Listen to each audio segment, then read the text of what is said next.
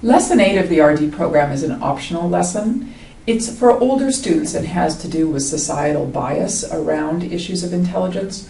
We're not going to review that lesson here. If you wish to know more about it, you can read it in the book Teaching to Diversity.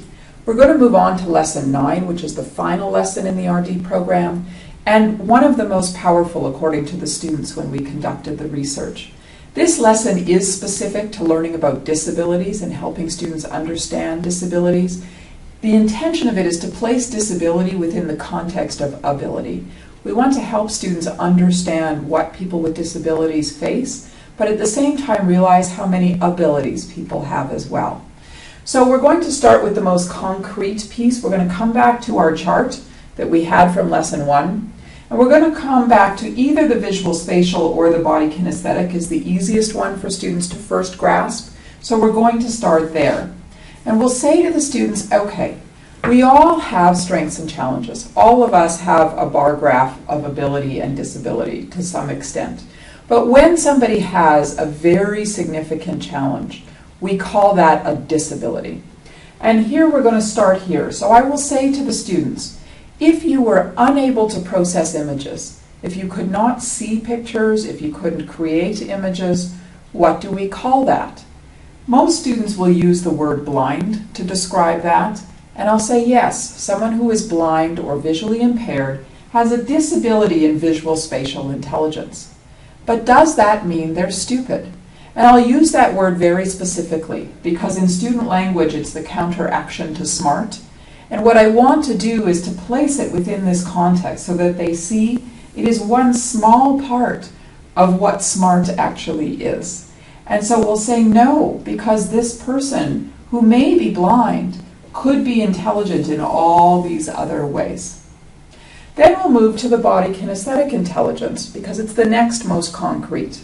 And I'll say to students, okay, if someone cannot learn through their body, if they can't touch, if they can't hold, if they can't make things with their body, what do we call that? And again, what we're going for is someone who is paralyzed or quadriplegic or has a spinal injury or whatever language we'd like to use, has a physical disability, in other words, and is in a wheelchair. And many students assume that someone who's in a wheelchair also has a cognitive disability. But in fact, we know that's not true. So we want to show students that, okay, someone who has a disability in body kinesthetic intelligence, again, are they stupid? And that idea that no, because they could be intelligent in all these other ways. And so what we're trying to do is create context around this. I will talk about the inter and the intrapersonal intelligence. And if someone is unable to read social cues, if they don't know what other people are feeling, if they have a hard time understanding social language, what do we call that? Young students may not know the word for that. Older students who've had some experience in inclusive environments may be able to tell you that we call that autism or conduct disorders. For a university group might recognize that. But we're going to talk about the idea that some students have difficulty knowing what other people are feeling. And they don't mean to hurt you or to say something mean, but they don't realize that that upsets you. So we're creating that demystification around that. I will come eventually to this verbal linguistic piece and say, okay, some people have disabilities with words. They have difficulties reading, they have difficulties writing. What do we call that? Some students may answer with something like deaf or hard of hearing, which is partially true. It also, ironically, and it tells you what we believe in our society, this is the only one that is called a learning disability. So we talk about people who have learning disabilities, that there are people who have troubles reading or who have troubles writing, but who are very intelligent in all these other ways.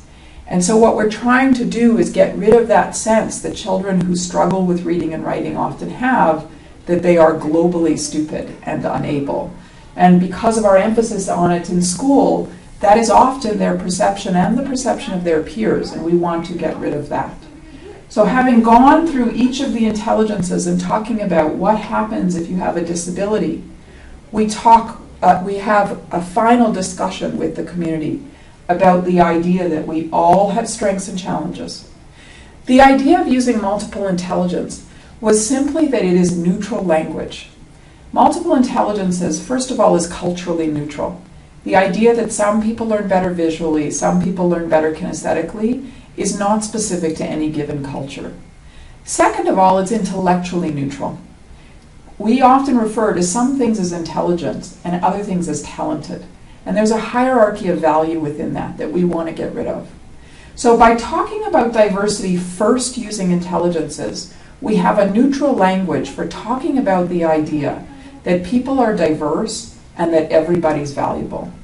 We can move from here to then beginning to talk about what do different cultures bring to our world. We can talk about what different genders bring to our world and different religions and so on. And we can move out from this base now to talking about the idea that diversity is valuable and the many different types and ways in which humanity is diverse.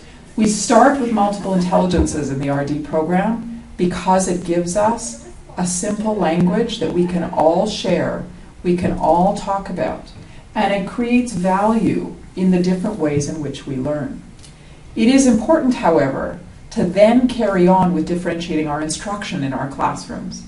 Because if we say that we value all of these, but then we teach only through textbooks and writing, we will undo the discussions we've had in the RD program. So the RD program is a great way to start up your school year or to create a space at some point during the year that then allows us to open up into differentiated forms of learning.